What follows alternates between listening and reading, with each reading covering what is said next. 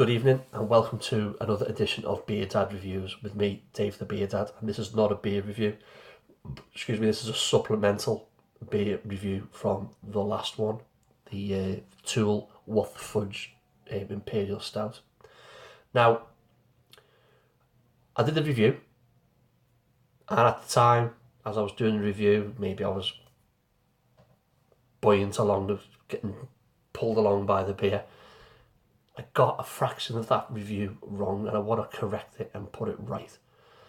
Something that I'm quite happy to own up when I think I've done wrong, and I'll change it. The beer for me it's a good beer. It's not outstanding. I've sat and I've deliberated about this one for about 45 minutes, to be fair, and I've finished drinking the beer.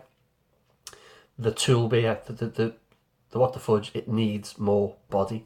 It needs more carbonation as well. It's too light. It's too flat. I still stand by the flavour of it being very medicinal. There is licorice in there. You can pick up the chocolate and you get a little bit of alcohol. But it's a chocolate and vanilla stout, and that should be the majority of the main flavours. And it's not there. It does taste like a bronchial elixir medicine.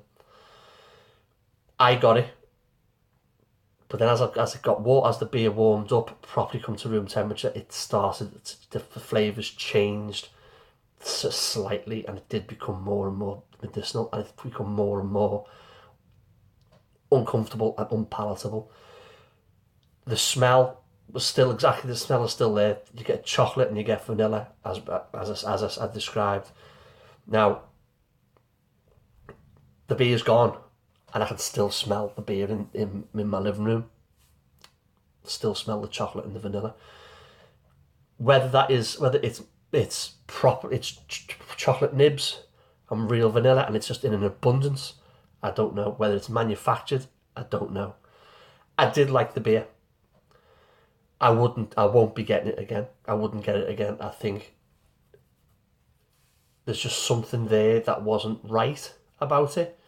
And again, as I say, I know when I'm wrong, and I want to make sure that I provide a decent service, if you want, for you guys who watch and think, oh, get it, oh, the Beer Dad shit, doesn't know what he's talking about. So I'm fixing what I know. As it warmed up, it did become more unpalatable. And it's not for the first time that TOØL beers have done that for me. I've done a few, and they do become a little bit iffy. So there you go. I do like it. I'm not going to buy it again. I know I would recommend it to friends just for them to try it and see what they think. But it's the body and the flavour. It was just as it got up to room temperature, it should be getting better. It was releasing more and more medicine for me. It did become uncomfortable. Still couldn't pick up any alcohol, which was good. I got a little bit of a warming sensation, but that was probably about it. So there you go. I'd say I don't normally do that. I don't normally backtrack on what I've said, but I thought I had to with this one because it was just wrong for me. Okay, again, these are just my opinions. Maybe if you've had the beer, maybe you think exactly the same. But I did think it was Rolls Royce drinking, and it's not. It's certainly Granada Scorpio drinking. The David that I had yesterday was a better beer. Incidentally, the expiry date on the David was the 22nd of the 10th, 2022.